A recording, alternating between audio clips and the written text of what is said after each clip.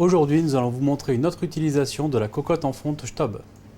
Donc, ce qui est important quand vous utilisez les cocottes en fonte, c'est pour ne pas abîmer l'intérieur, c'est vraiment de faire chauffer progressivement. On a mis à mariner des travers de veau dans du jus d'orange, du jus de citron et une gastrique. Donc on les a laissés toute la nuit avec un petit peu de romarin et du poivre mignonnette. Et on va maintenant saisir la viande dans la cocotte en fonte. L'émail noir mat qui ne marque pas du tout. Dans cette même cocotte, on va marquer en cuisson et ensuite on va déglacer avec le reste de notre marinade. Et ensuite on va couvrir, donc ce qui va faire 2 cuissons. Et on va cuire au four pendant 1h30 à 150 degrés.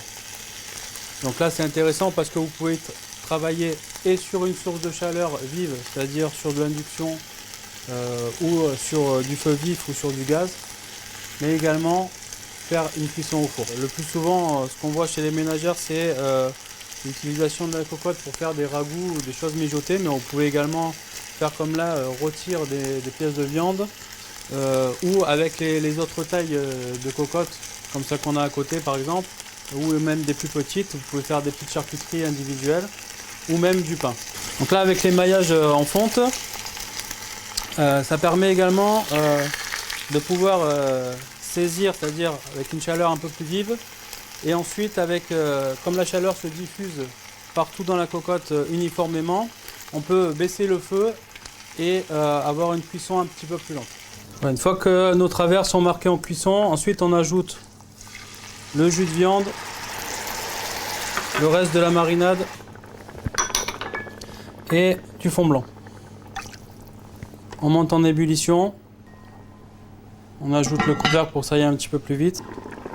Là après, la chose intéressante, c'est qu'avec les couvercles à picot, la vapeur va se répartir uniformément dans la cocotte et ce qui va vous donner une meilleure cuisson. Là, une fois que ça bout, ensuite, on glisse au four et on va laisser 1h30. Ensuite, pour accompagner notre travers de veau, on a fait une purée qu'on a cuit dans de l'eau dans la cocotte Stob. Ensuite, on l'a passé au presse-purée et ensuite, on l'a agrémenté avec un petit peu de beurre et du lait. Ce qui est intéressant, c'est que comme c'est un bon conducteur de chaleur, vous pouvez la préparer en fin d'après-midi et ensuite la conserver près d'une source de chaleur, mais la laisser surtout dans cette cocotte parce que ça va vous permettre qu'elle reste au chaud.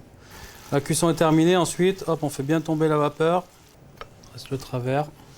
Pendant la cuisson, ça a pu réduire mais garder une bonne consistance grâce au picot sur le couvercle.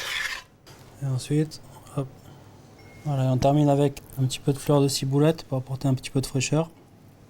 Nous avons réalisé la recette du travers de veau rôti laqué avec la cocotte en fonte Stob.